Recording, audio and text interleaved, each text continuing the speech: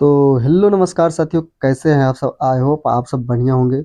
तो फ्रेंड्स, आज मैं आप लोगों के बीच लेकर के आया हूं कि सीटेट पास करने के लिए आप लोगों के क्या क्या स्ट्रेटजी होना चाहिए और सबसे कम समय में आप लोग कैसे अच्छा खासा मार्क गेन कर सकते हैं। तो इस वीडियो में हम शुरू से अंत तक आप लोगों को सब कुछ बता देंगे, सब बात आप लोगों को क्लियर हो जाएगा।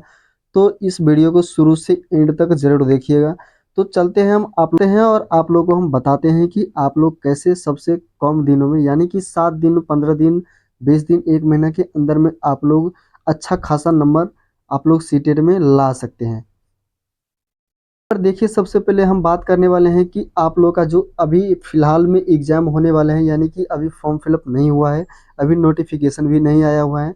तो इसके बारे में हम पहले बात कर लेते हैं। तो सबसे पहले हम बता दें आप लोगों को कि सीटेट दिसंबर 2024, यानी कि आप लोगों का एग्जाम जो होने वाला है अब, यानी कि जुलाई 2024 में आप लोगों का एग्जाम हो गया है और रिजल्ट भी आ गया है। तो हम बात करते हैं कि आप लोगों का जो अगला दिसंबर में होने वाला है सीटेट, तो आप लोगों का सीटेट का नोटिफिकेशन कब तक आने वाला है।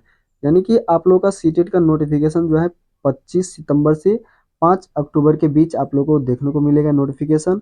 और आप लोगों का नोटिफिकेशन के बाद आप लोगों का फॉर्म फिलअप होगा। फॉर्म फिलअप होने के बाद आप लोगों का एग्जाम होगा। एग्जाम से पहले आप लोगों का एडमिट कार्ड आएगा। तो सबसे पहले हम एडमिट कार्ड में बात कर लेते हैं कि आप लोगों का एडमिट कार्ड कब तक आ जाएगा। एडमिट कार्ड आप लोगों का लास्ट दिसंबर तक, यानी कि दिसंबर 2024 तक आप लोगों का एडमिट कार्ड देखने को मिलेगा। और बात रही एग्जाम की, तो एग्जाम आप लोगों का जनवरी में होगा। आप लोगों का जनवरी में 2025 में आप लोगों का एग्जाम होगा। तो आप लोग यहाँ से देख सकते हो कि अभी आप लोगों के साथ अच्छा खासा समय है और आप लोग अच्छा खासा तैयारी भी कर सकते हैं अभी। तो हम बात आप लोगों को बता देते हैं कि सिलेबस में कुछ चेंज भी हुआ है या नहीं हुआ है। तो देखिए, इस बार जो 2024 में एग्जाम हुआ है, तो कुछ अलग टाइप से क्वेश्चन सब आए हैं और अलग टाइप के क्वेश्चन सब देखने को मिला है। तो ऐसा लगता है कि आप लोग का सिलेबस में कुछ चेंजेस लगता है। यानी कि पहले 2023 में जो हुआ था वो अलग क्वेश्चन पूछा गया था और इस बार जो क्वेश्चन पूछा गया है थोड़ा अलग क्वेश्चन पूछा गया है। तो हो सकता है कि इस बार चेंज किया होगा। और एलिजिबिलिटी में हम आप लोग को सबसे पहले बता देते हैं कि आप लोग का एलिजिबिलिटी में क्राइटेरिया क्या रहने वाला है। फर्स्ट हम आप लोग को समझा देते हैं। पेपर फर्स्ट में आप लोगों का डिप्लोमा, यानी कि 12th बेसिस पर जो डीएलएड यहाँ पर बिहार में होता है 12th लेवल पर, तो ये आप लोगों का सर्टिफिकेट होना चाहिए। और आप लोगों का इंटर में, यानी कि 12th में 50% मार्क होना चाहिए। और बात रही पेपर टू की, तो पेपर टू की हम बात आप लोगों को बता देते हैं। तो पेपर टू में आप लोग का डिप्लोमा होना चाहिए। अगर आप लोग डिप्लोमा किए हुए हैं तो प्लस में आप लोग का ग्रेजुएशन भी होना चाहिए, तब जाके आप लोग फॉर्म फिलअप कर सकते हो। यानी कि जो डिप्लोमा किए हुए हैं वो भी फॉर्म फिलअप कर सकते हैं पेपर टू का, और साथ में ग्रेजुएशन रहना चाहिए। और आगे बताते हैं बीएड। तो बीएड में आप लोगों का ग्रेजुएशन के बाद बीएड होता है, तो बीएड होना चाहिए आप लोगों के पास। और बीएड में 50% मार्क होना चाहिए, तब आप लोग पेपर टू का फॉर्म फिलअप कर सकते हैं। तो इतना आप लोग समझ गए हो। देख सकते हो कि पासिंग मार्क हम आप लोग को बता देते हैं कि पासिंग मार्क की स्टेज क्या होने वाली है। तो यहाँ पर सबसे पहले हम जनरल स्टूडेंट को हम बता देते हैं कि सबसे पहले जनरल में आप लोग को 90 मार्क होना चाहिए और ओबीसी में 82 और एससी एसटी और पीएच में 75 मार्क पे पास किया जाता है। तो इसमें हम नेगेटिव मार्किंग पर बात करते हैं, तो इसमें नेगेटिव मार्किंग नहीं रहता है। यानी कि आप लोग को 150 प्रश्न पूछे जाते हैं और 150 नंबर के आप लोग को एग्जाम होता है। इसमें किसी भी प्रकार की नेगेटिव मार्किंग नहीं होती है। तो आप लोग यहाँ तक समझ गए हैं। तो आगे की रणनीति हम आप लोगों को बताते हैं, तो आप लोग कृपया करके इस वीडियो में बने रहिए। और सबसे पहले, अगर वीडियो अच्छा लगा होगा तो वीडियो को लाइक करके चैनल को सब्सक्राइब जरूर कर लीजिएगा और एक प्यारा सा कमेंट करके और अपने दोस्तों के साथ ये शेयर कर दीजिएगा। तो चलते हैं, हम आगे की रणनीति आप लोगों को बताते ही आप लोग शुरू से अंत तक जरूर बने रहिएगा। तो देखिए फ्रेंड्स, हम अभी आप लोगों को बताने वाले हैं पॉजिटिव वर्ड और नेगेटिव वर्ड्स। तो पॉजिटिव वर्ड्स आप लोगों को सबसे पहले हम समझाते हैं। पॉजिटिव वर्ड्स और नेगेटिव वर्ड्स जो होता है वो आप लोगों को सीटेट एग्जाम के लिए बेहद ही जरूरी होता है। यानी कि आप लोगों का सीटेट के एग्जाम में 75 प्रश्न पैडागोजी में पूछे जाते हैं और 75 प्रश्न में आप लोग 90% ऐसे प्रश्न होते हैं जो आप लोग इन वर्ड पर आप लोग आराम से बना सकते हैं। तो कृपया करके इस पूरा नेगेटिव और पॉजिटिव वर्ड को आप लोग समझिए और समझने की कोशिश कीजिए। तो सबसे पहले हम आप लोगों को बताते हैं पॉजिटिव वर्ड में। तो यहाँ पर सबसे पहले अवसर देना। यानी कि बच्चे को ज़्यादातर आप लोग अवसर देकर पढ़ाने का काम करेंगे तो बच्चा अधिकतर सीखेगी।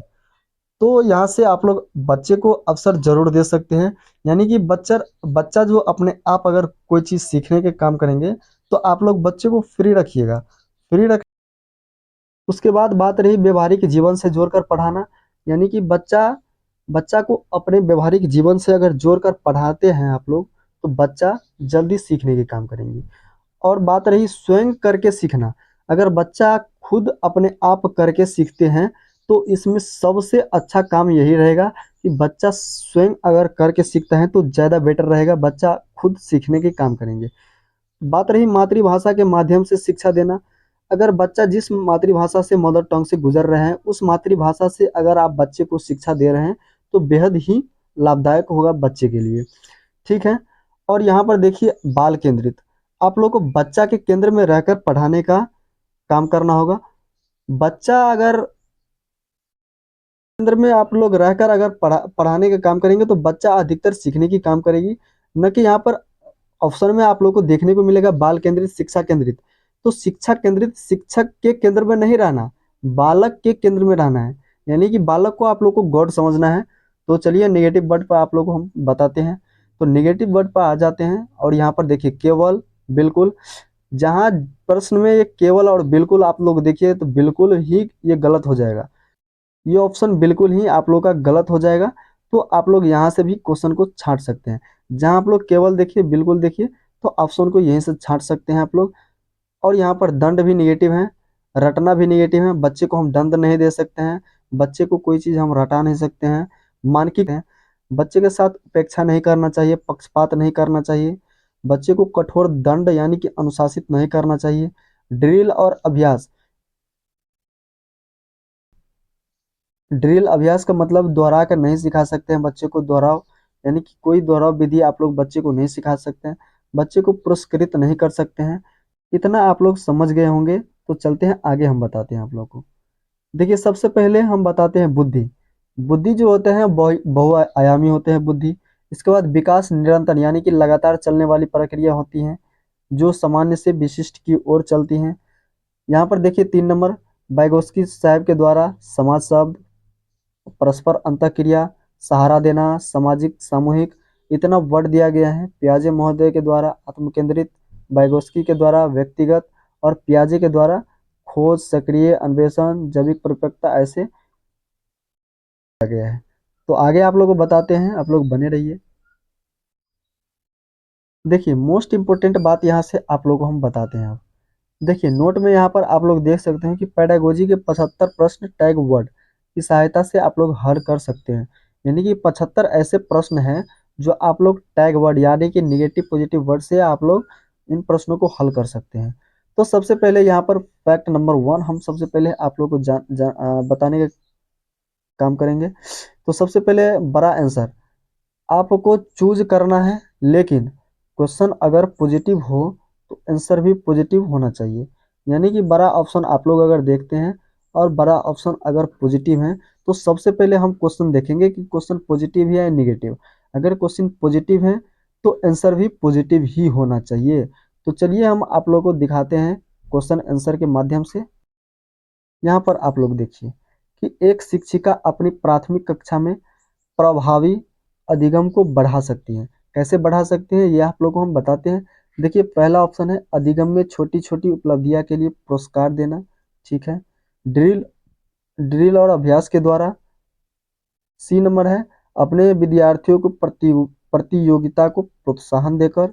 और चौथा ऑप्शन है अब विषय वस्तु को विद्यार्थियों के जीवन के साथ संबंधित करके। तो यहाँ पर आप लोगों को सबसे पहले छांटने का काम करना है कि कौन सा ऑप्शन पहले छटा जाएगा। तो यहाँ पर ए ऑप्शन में सबसे पहले हम देखते हैं कि अधिगम में छोटी छोटी उपलब्धियां के लिए पुरस्कार देना।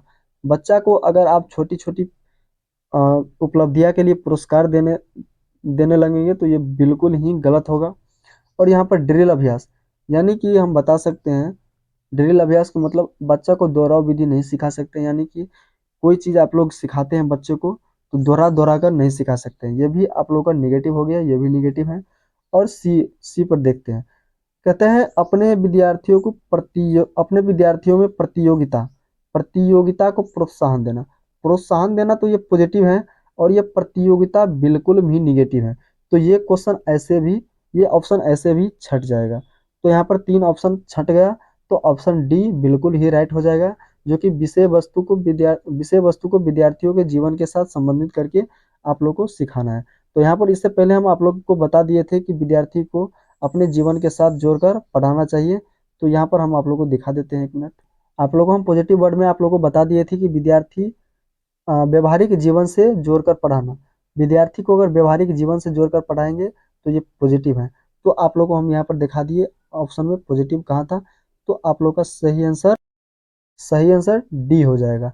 तो यहाँ पर इतना आप लोग समझ गए। चलते हैं नेक्स्ट क्वेश्चन आप लोग को हम बताते हैं।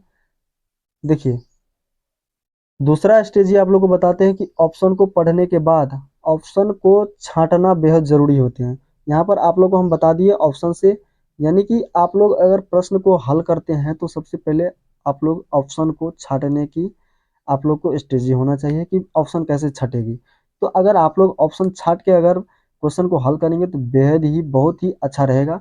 तो सबसे पहले क्वेश्चन पर हम आप लोग को बता देते हैं कि बच्चों को कक्षा में प्रश्न पूछने की अनुमति नहीं देनी चाहिए। प्रश्न पूछने से रोकना चाहिए। प्रश्न पूछने के लिए प्रेरित करना चाहिए। प्रश्न पूछने के लिए हतोत्साही करना चाहिए। तो यहाँ पर आप लोग टैग वर्ड्स यानी कि नेगेटिव पॉजिटिव वर्ड्स ही आप लोग यहाँ पर छांट सकते हैं। तो सबसे पहले हम आप लोगों को छाटन विधि बताते हैं।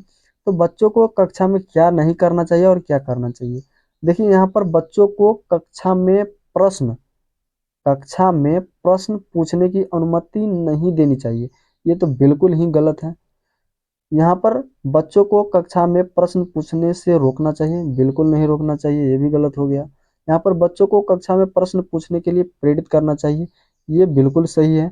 और यहाँ पर डी ऑप्शन आप लोगों को हम बताते हैं कि बच्चों को कक्षा में प्रश्न पूछने के लिए हतोत्साहित करना चाहिए। ये हतोत्साहित वर्ड निगेटिव है, तो यहाँ पर निगेटिव हो गया, तो ये भी गलत हो गया। यानी कि 3 ऑप्शन आप लोगों का गलत हो गया और सी सही हो जाएगा। तो इस प्रकार से आप लोगों को छांटना है प्रश्न को, और आप लोगों को छांट के और प्रश्न को सही आंसर बिल्कुल भी लगाना है। तो इतना आप लोग अगर समझ गए होंगे तो वीडियो को जरूर लाइक कर लीजिएगा और चैनल को सब्सक्राइब जरूर कर लीजिएगा। इसी तरीके से वीडियो आप लोग का अपलोड होता रहेगा। तो इतना ही। जय हिंद, जय भारत।